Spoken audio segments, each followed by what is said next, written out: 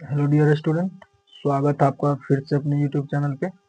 आज जो स्टार्ट कर रहे हैं, आज ये आपका सीरीज है, ये बीपीएससी के लिए जो आपका एग्जाम होने वाला है 70वीं बीपीएससी, उससे संबंधित आपको इतिहास से संबंधित क्वेश्चन है। यानी प्राचीन इतिहास, मध्यकालीन इतिहास और आधुनिक इतिहास, तीनों से संबंधित आपका ये सीरीज चलेगा।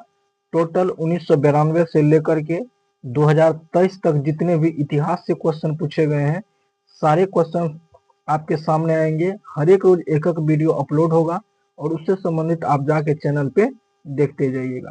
तो स्टार्ट करते हैं आज का सेशन। ये प्राचीन इतिहास का टॉपिक, पाषाण काल से संबंधित जो क्वेश्चन आया है उससे संबंधित हम लोग पढ़ते हैं। चलिए, पहला क्वेश्चन है, भारत में पशुपालन एवं कृषि के प्राचीनतम साक्ष्य प्राप्त हुए हैं। वो याद रखिएगा, वो मेहरगढ़ से प्राप्त हुए थे। ठीक है, और ये 64वीं बीपीएससी 2018 का ये क्वेश्चन है। और उसके बाद दूसरा क्वेश्चन है, निम्नलिखित में से किसको कैल्कोलिथिक युग भी कहा जाता है। वो याद रखिएगा, ताम्रपाषाण युग को कहा जाता है, कैल्कोलिथिक युग भी कहा जाता है। और ये 44वीं बीपीएससी का ये क्वेश्चन है। ठीक है, और उसके बाद जो है नेक्स्ट क्वेश्चन है, प्रथम मानव जीवाश्म भारत के किस नदी घाटी से प्राप्त हुआ था। इसका सही आंसर हो जाएगा, नर्मदा नदी घाटी से प्राप्त हुआ था पहला मानव का जीवाश्म जो प्राप्त हुआ था।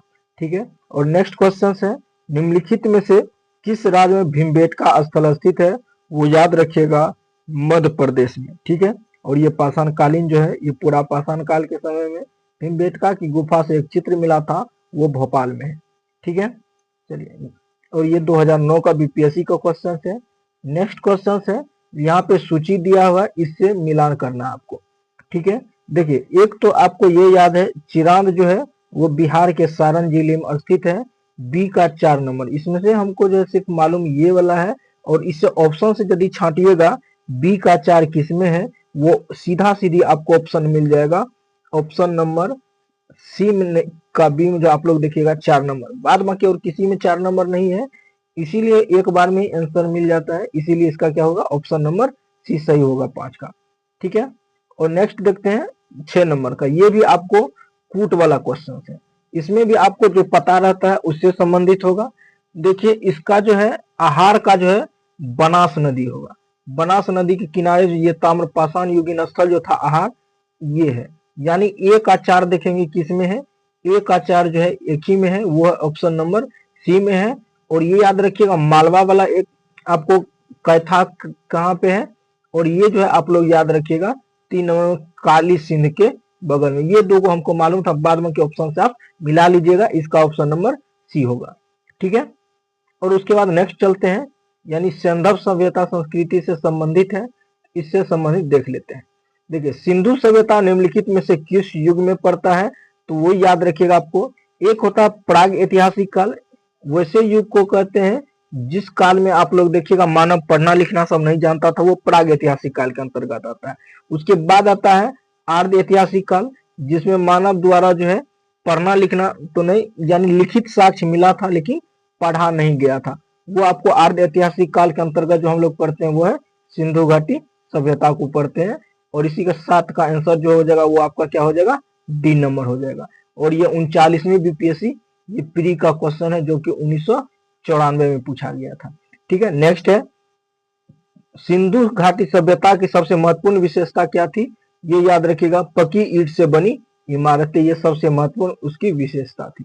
नेक्स्ट है, आपको किस शहर को मिनी सभ्यता के नाम से जाना जाता है, और ये भी क्वेश्चन आपको बीपीएससी 2019 में पूछा गया क्वेश्चन है।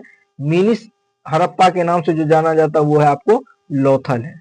ठीक है, उसके बाद नेक्स्ट है क्वेश्चन, निम्नलिखित में से कौन सा एक हड़प्पा का बंदरगाह है, तो वो आप लोग याद रखिएगा, वो है लोथल। ठीक है, लोथल जो ये आपको गुजरात में स्थित है, और यहीं से आपको युगल समाधान मिला था, और बंदरगाह का साक्ष्य भी मिला था लोथल से ही। सबसे बड़ा जो है बंदरगाह स्थल था।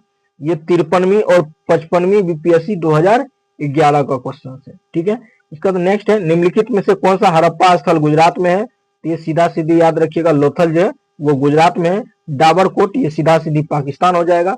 कालीबंगा आपको राजस्थान, राखीगढ़ी हरियाणा हो जाएगा। ठीक है, जो गुजरात में स्थल स्थित है वो आपको लोथल है।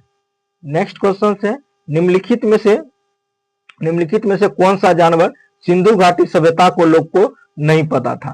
ठीक है, इससे संबंधित है एक सिंगा वाला बैल आपको परिचित आपको होगा, हाथी का कपार भी था। ठीक है, अब देखिए बैल सबके भी बारे में पता ही था, यानी सबसे ज्यादा इसको घोड़ा का साक्ष्य भी मिल गया था, हाथी का कपाल भी मिल गया था, यानी इसमें जो आपको उपयुक्त में से कोई नहीं, यानी तीनों से क्या था, परिचित था आदमी। ठीक है, उसका नेक्स्ट है निम्नलिखित में से कौन किस हड़प्पा कालीन स्थल से टेराकोटा का हल प्राप्त हुआ था। वो टेराकोटा का जो हल प्राप्त हुआ था वो बनवाली से हुआ था। ठीक है, बनवाली जो हरियाणा में स्थित है, ये आप लोग याद रखिएगा। उसके बाद जो नेक्स्ट क्वेश्चन है, निम्नलिखित में से किस हड़प्पा नगर में जोते हुए खेतों के निशान मिले थे। वो जो निशान मिला था याद रखिएगा कालीबंगा से मिला था। ठीक है, ये आपका राइट आंसर हो जाएगा। नेक्स्ट है आपको निम्नलिखित में से कौन सा हड़प्पा और मोहनजोदड़ो से उत्खनन से संबंधित नहीं है। वो याद रखिएगा बीए स्मिथ जो है ये उससे संबंधित नहीं है, और ये आपको 56वीं और 69वीं बीपीएससी का प्री का क्वेश्चन है जो 2015 में एग्जाम हुआ था। ठीक है, नेक्स्ट है आपका हड़प्पा में मिट्टी के बर्तनों में सामान्यतः किस रंग का प्रयोग किया जाता था। वो याद रखिएगा लाल रंग का प्रयोग होता था। किस रंग का, लाल रंग का। और उसके बाद ये आपको 40वीं बीपीएससी का क्वेश्चन जो हुआ था उसमें पूछा गया था। उसके बाद है 17 नंबर का क्वेश्चन, वो है आईआईटी खड़गपुर के अध्ययन दल की रिपोर्ट के अनुसार लगातार कितनों वर्षों के न के बराबर वर्षा होना सिंधु घाटी सभ्यता का पतन का कारण बना था। और इसका जो राइट आंसर हो जाएगा वो होगा 900 वर्षों, यानी ऑप्शन नंबर डी आपका क्या हो जाएगा, राइट आंसर हो जाएगा। ठीक है, उसके बाद जो है वैदिक काल से संबंधित जो क्वेश्चन आया था एग्जाम में उससे संबंधित देख लेते हैं क्या सब आया था। याद रखिएगा प्रारंभिक वैदिक काल के दौरान कौन सा शहर प्राचीन मगध साम्राज्य की राजधानी के रूप में कार्य करता था, तो वो याद रखिएगा राजगीर करता था। ठीक है, उसके बाद आपको नेक्स्ट क्वेश्चन ऋग्वेद का कौन सा मंडल पूर्णतः सोम को समर्पित है। वो याद रखिएगा 9वां मंडल जो है वो सोम देवता को समर्पित है। सोम देवता जो है जंगल के देवता को सोम देवता कहते हैं। और 7वां मंडल ये याद रखिएगा इसीलिए क्योंकि इसमें दशराज युद्ध का चर्चा है 7वां मंडल में। ठीक है, उसके बाद नेक्स्ट क्वेश्चन है ऋग्वेद संहिता का 9वां मंडल पूर्णतः किसको समर्पित है।